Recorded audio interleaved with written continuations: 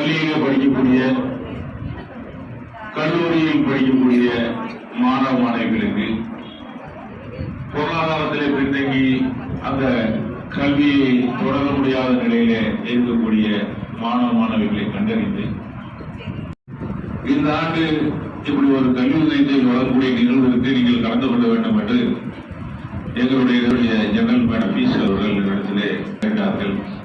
ஒரு நல்ல நிதி அதை வெறுத்து வசூல் செய்கின்ற போது அந்த பணத்தை வைத்து இந்த முகாமில் இருக்கக்கூடிய தேவையானவர்கள் யார் என்பது உங்களுக்கு தான் நீங்கள் உதவ முடியும், வறியவர்களுக்கு உதவ முடியும், கொடுப்பதற்கு தகுதியானவர்களிடத்திலிருந்து வாங்க முடியும்.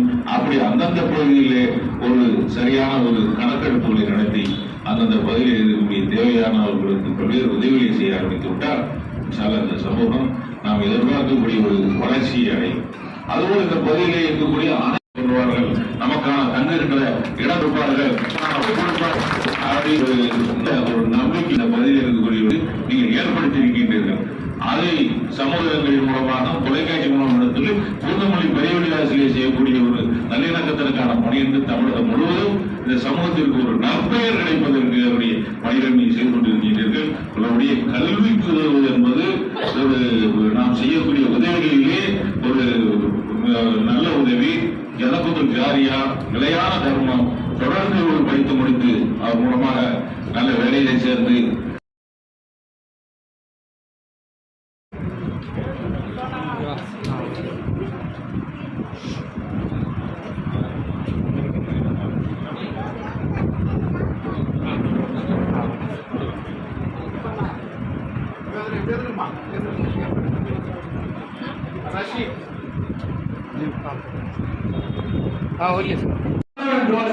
अस्सलाम वालेकुम व रहमतुल्लाहि व बरकातुहू.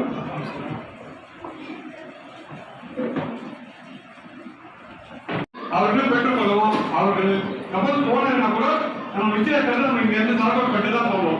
எனக்கு வரல உங்களுக்கு வரல எந்த விதமான வருத்தமான கொடுக்கப்பட்ட அனைத்து விண்ணப்பங்களுக்கும் சரியான முறையில் பரிசீலிக்கப்பட்டு இன்ஷால்லா வழங்கப்படும். சலசலப்பு வேண்டாம். அவங்களுக்கு எந்தவித சிரமமும் இல்லாமல் நீங்க அமைதியாக இருந்து இந்த உதவிகளை பெற்றுக்கொள்ளுமாறு அன்புடன் கேட்டுக்கொள்கிறோம்.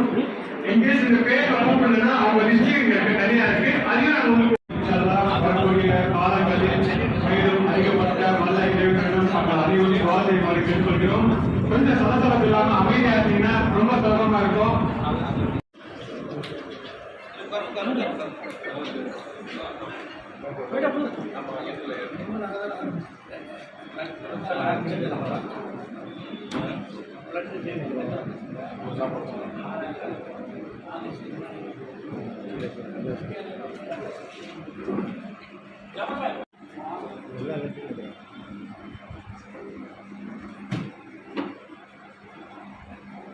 கடைசியாக அன்னத்தின் வந்தது கொடியேற்று கடைசியாக கொடியேற்று